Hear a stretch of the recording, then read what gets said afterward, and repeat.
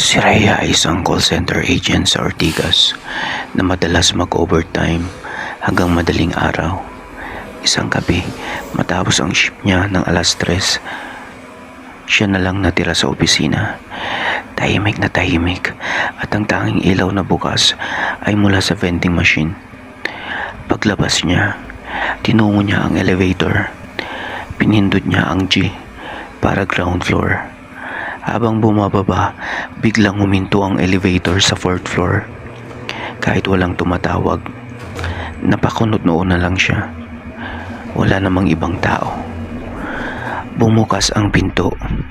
Isang babaeng nakaputi, basa ang buhok at nakayuko ang ulo ang nakatayo sa harap. Akala ni Rhea empleyado rin yun, kaya tinanong niya, "Miss, pababa ka rin?" Tahimik lang ang babae. Lumakad ito papasok at nang tumapat sa salamin ng elevator, walang refleksyon ng babae. Napatras si Rhea, hawak ang cellphone para mag-ilaw. Pero pag on niya ng flashlight, wala na ang babae. Nang bumukas ang pinto sa ground floor, dali-dali siyang lumabas.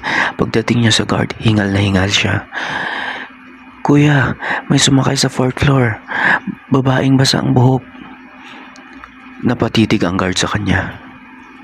"Ma'am, sarado po ang 4th floor. Wala nang opisina doon. Nasunog yung 3 taon na ang nakalipas. At may babaeng namatay sa elevator." Mula noon, tuwing 3:00 ng madaling araw, hindi na gumagamit ng elevator si Rhea at kahit sino sa building ayaw nang tumapat sa 4th floor.